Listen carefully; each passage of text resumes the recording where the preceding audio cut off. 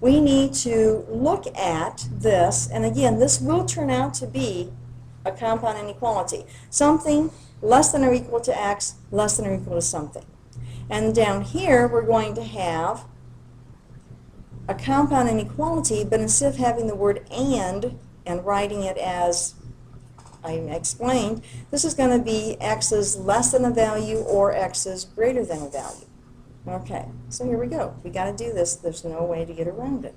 So let's take a look first at what it means to have absolute value of x minus 3 less than or equal to 2.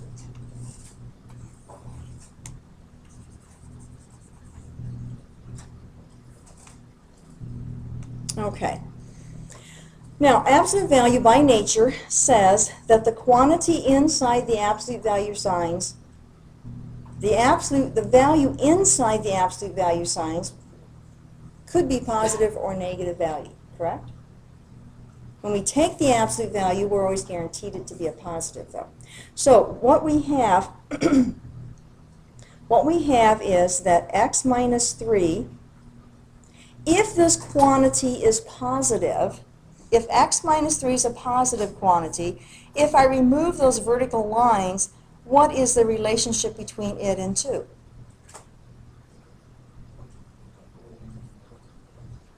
If it's already positive? So let's say it this way. If I said 1, okay, less than or equal to 2. If I remove those vertical lines, what's the relationship between 1 and 2? Still less than or equal to? Still less than or equal to? They didn't change any. If the quantity inside is positive, you're not going to change the inequality symbol. Okay, well, let's see this. Or, if the quantity inside the absolute value signs is negative, what must I do? So we'll just put it in here, negative 3, let's say, less than or equal to 2. Let me see, I'm going to make sure I make that a correct value here. So let's put in negative 1 less than or equal to absolute value. Can I just remove the absolute value signs and still use the same inequality symbol? No. What must I do with the negative 1 to abide by the rule that I'm taking the absolute value? I have to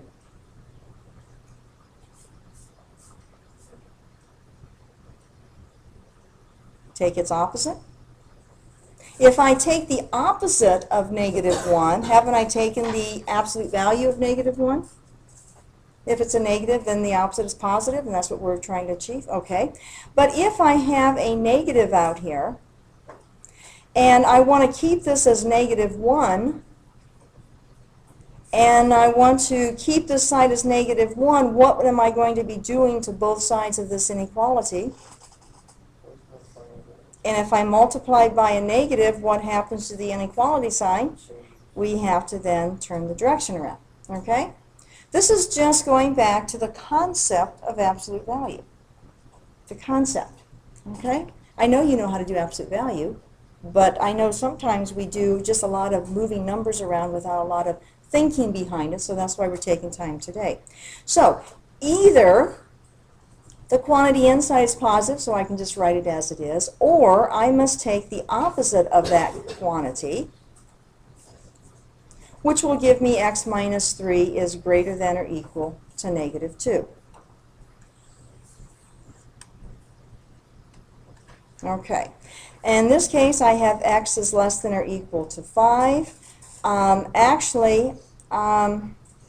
I'm going to leave the word there, but this is going to be x greater than or equal to 1. Okay. Now, I use the word or up here. When we get down to this, we're actually using the word and. Why is that? Well, if I look at the number line, 1 is there, 2, 3, 4, 5. I've got x is less than or equal to 5, and I have 1, or x is greater than or equal to 1. If I use the word or, what's my answer? Everything, yeah. Called the union of the two sets. Okay? And is my answer that all the real numbers will satisfy this statement? No. Only those between 1 and 5. So I end up then with this is equivalent to 1 less than or equal to x and x less than or equal to 5, the compound inequality. Okay, a lot of review here on work like this. Did you get 5 from? Well, let's see, did I make a mistake on this? If I am going to solve this, I would add 3 to both sides. Okay, so it would be my 5.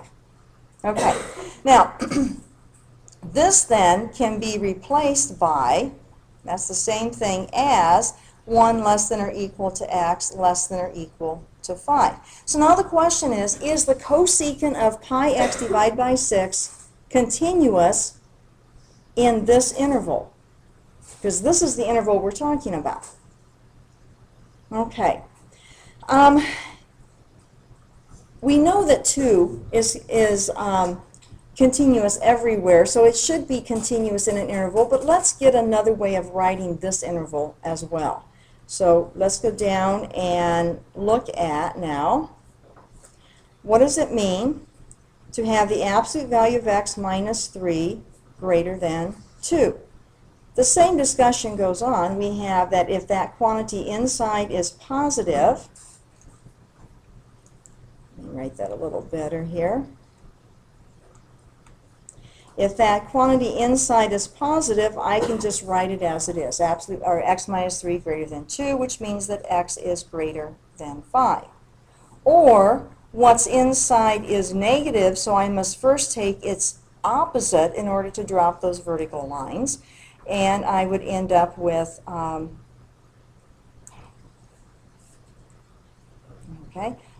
would end up with x minus 3 is less than negative 2, or x is less than 1. On a number line, we know what that looks like. If that's 1, 2, 3, 4, 5, I would have this happening, and I would have this happening. Can I use the word and? No, because then I wouldn't have anything. There's no overlapped area. There's no intersection of those. I have to definitely use the word or.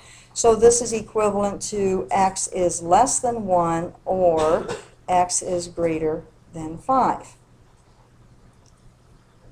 Now this, as you recall, you did this back in Algebra 1. But again, if you haven't thought about it for a while, or it's been, when you did have it, it was more of just moving some numbers around and you got an answer and you weren't quite sure what was going on, we can lose a lot of meaning in calculus according with that. So we have x is less than 1 or x is greater than 5.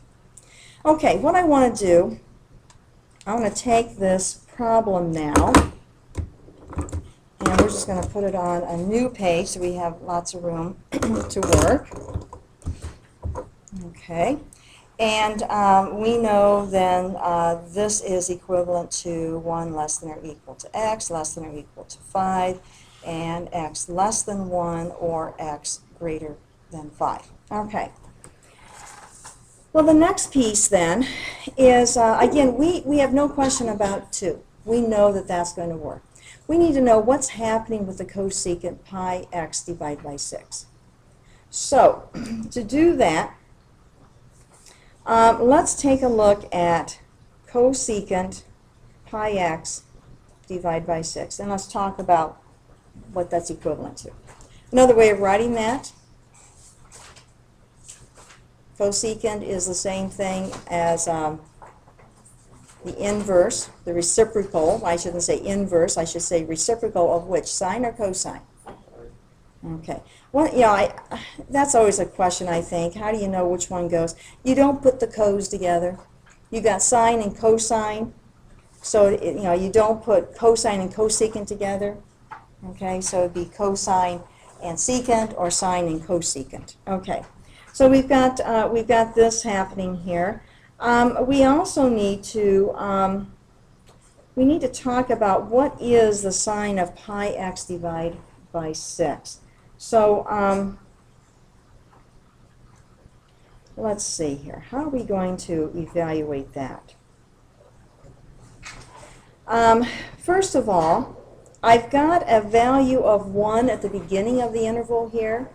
Now again, cosecant pi x divided by 6 is only relevant in this interval. I don't care what happens less than 1 or greater than 5.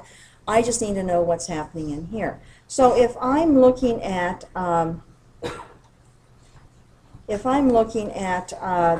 the sine of pi times 1 divided by 6, or 1 divided by sine of pi divided by 6, what's an equivalent to the sine of pi divided by 6? Well, it'd be cosecant pi divided by 6, but you know, yeah, it doesn't really help me out a whole lot here.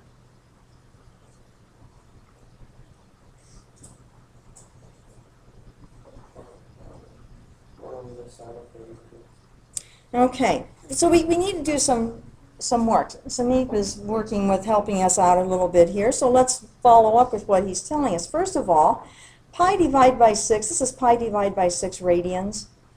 If I knew what degrees it was, that might help me out. You know, I know that, you know, pi, or 1 radian's about 60 degrees, but what's pi divided by 6 radians? Well, I could think about pi, you know, pi is about 3. 3 divided by 6 is a half.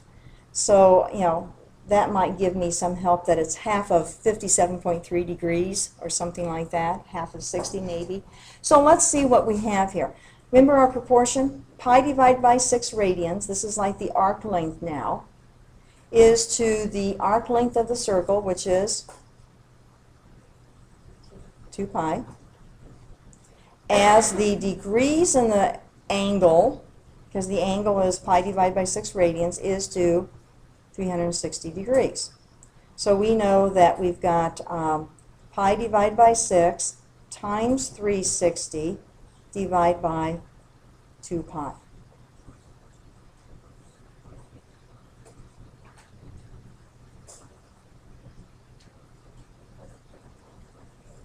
So I end up with 30 pi divided by pi, so the pi's cancel. So this is the same thing as 30 degrees. Well, that's like, so what? You know, it's 30 degrees, okay. Let's check our time here. Okay, 30 degrees, but I need to know what's the sine. So this is the same thing as asking for the sine of 30 degrees. Now the reason I'm going through this is because you might have memorized a bunch of these. I don't try to memorize a bunch of stuff that I know I can figure out if I need it. And if I memorize it, then I'm always kind of second guessing, oh my goodness, was it this or was it that? So here we go. On your papers, can you draw a triangle and try to make it a 30, 60, 90 triangle? Mine don't always look that way, but I'm going to label it so that it is. And what you're going to do is, if we were to reflect that along this side, we would end up with maybe something like this, where this is my 60 and this is my 30 up here. And I've now created what kind of a triangle? Oh, better than isosceles. Equilateral. This is 60, this is 60, this is 60. Again, my triangles don't always look like they're supposed to be, so I'll label them so we will know. Okay, now we're getting close. Let's make sure. Okay, we're going to stop this. We'll pick